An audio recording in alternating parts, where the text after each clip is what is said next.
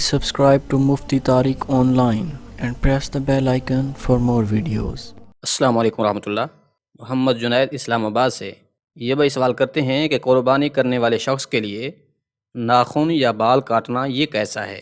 کیا اگر کوئی شخص ناخن یا پھر بال کاٹ لے تو اس کی قربانی ہوگی؟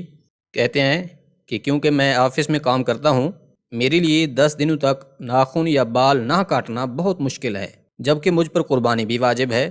اب اگر میں بال یا ناخن کاٹ لیتا ہوں تو کیا اس صورت میں میری قربانی ہوگی یا نہیں؟ پلیز رہنمائی ضرور کر دیں۔ بھائی نے بہت ہی اچھا سوال پوچھا ہے، اور پھر یہ وہ سوال ہے جو کہ کافی سارے لوگوں کو صحیح طریقے سے معلوم ہی نہیں ہے۔ بال یا ناخن نہ کاٹنے کا شرعی مسئلہ بہت سارے لوگ نہیں جانتے، اور پھر اکثر لوگ اس حوالے سے غلط فہمی کا شکار ہو کر چند غلطیاں بھی کر جاتے ہیں۔ اب اس مسئلہ کو حدیث مبارکہ کی روح سے سمجھیے۔ مسلم شریف میں ایک حدیث پاک موجود ہے جس کی راویہ حضرت ام سلمہ رضی اللہ تعالی عنہا ہیں۔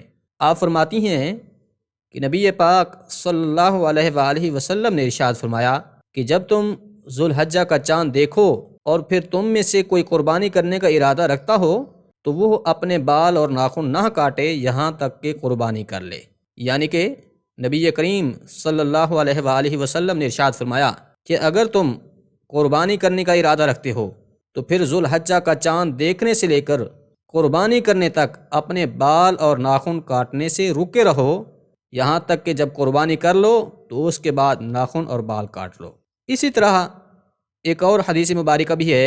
ایک شخص بارگاہ نبوت صلی اللہ علیہ وآلہ وسلم میں حاضر ہوا، عرض کرنے لگا کہ یا رسول اللہ صلی اللہ علیہ وآلہ وسلم، میرے پاس قربانی کرنے کے لیے کچھ نہیں ہے، صرف ایک بکری ہے جو دودھ دینے والی ہے، اہل خانہ اس سے نفع اٹھاتے ہیں، یعنی کہ میرے پاس اور کچھ نہیں ہے، صرف ایک بکری ہے جو دودھ دیتی ہے، اسی دودھ سے ہی ہمارا گزر بسر ہو رہا ہے، تو کیا یا رسول اللہ صلی اللہ علیہ وآلہ وسلم میں اس بکری کو قربان کر دوں؟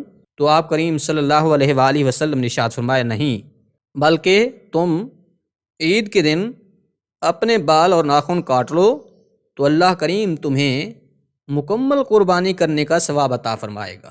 اب ان دونوں احادیث پاک سے استدلال کرتے ہوئے علماء کرام نے بیان کیا ہے کہ بال یا ناخن نہ کاٹنا، مثلا زیر ناف بال ہیں، بغلوں کے بال ہو گئے، سر کی کٹنگ کے بال ہیں، اسی طرح مونچھیں ہیں اور ناخن وغیرہ، ان کا نہ کاٹنا مستحب ہے، فرض یا واجب نہیں ہے۔ یعنی اگر کوئی شخص نہیں کاٹے گا تو اجر و ثواب پائے گا۔ مطلب یہ ہے کہ اگر کوئی شخص قربانی کرنے کا ارادہ رکھتا ہے تو وہ ذوالحجہ کے پہلے 10 دنوں میں یہ بال ناخن نہ کاٹے تو اس سے اسے اجر و ثواب حاصل ہوگا۔ لیکن اگر کوئی بندہ کاٹنا چاہتا ہے اور کاٹ بھی لیتا ہے تو اسے کوئی گناہ بھی نہیں ہے، کاٹ سکتا ہے۔ ان بالوں کے کاٹ لینے کی وجہ سے اس کی قربانی میں کوئی فرق نہیں آئے گا۔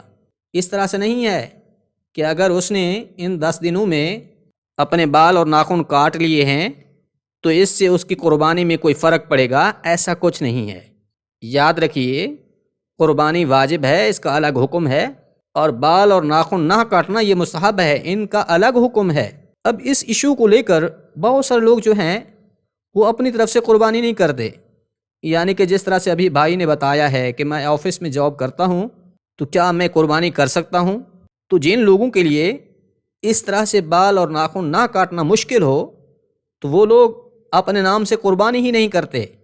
وہ کہتے ہیں کہ بھائی میں تو بال اور ناخن اتنے دنوں کے لیے نہیں رکھ سکتا، اس لیے میری مجبوری ہے، میں قربانی نہیں کر سکتا، حالانکہ ان لوگوں پر قربانی واجب ہوتی ہے، اور پھر اس طرح سے وہ مستحب کی وجہ سے واجب کو چھوڑ دیتے ہیں۔ انہیں صحیح معلوم ہی نہیں ہوتا کہ بال اور ناخن نہ کاٹنا یہ مستحب ہے، مسئلہ معلوم نہ ہونے کی بنا پر مستحب کی وجہ سے واجب چھوڑ دیتے ہیں، جو کہ بہت بڑی غلطی کرتے ہیں۔ لہٰذا سامعین مکرم، اگر کوئی شخص قربانی کرنے کا ارادہ رکھتا ہو اور وہ ان دنوں میں بال اور ناخن کاٹ لیتا ہے تو اس میں کوئی حرج نہیں ہے، بالکل بھی کوئی گناہ نہیں ہے۔ ہاں، یہ ایک مستحب عمل ضرور ہے، اس پر عمل کریں گے تو اجر و ثواب ملے گا، لیکن اگر اس پر عمل نہیں کرتے تو اس سے قربانی میں کوئی خرابی نہیں آتی۔ بہت سارے لوگ اس غلط فہمی کا شکار ہوتے ہیں، اس لیے اس کی اصلاح کرنے اور اس کا صحیح طریقہ سمجھنے کی ضرورت تھی۔ امید ہے بات سمجھ آ گئی ہوگی۔ اللہ عمل کرنے کی توفیق بخشے، آمین۔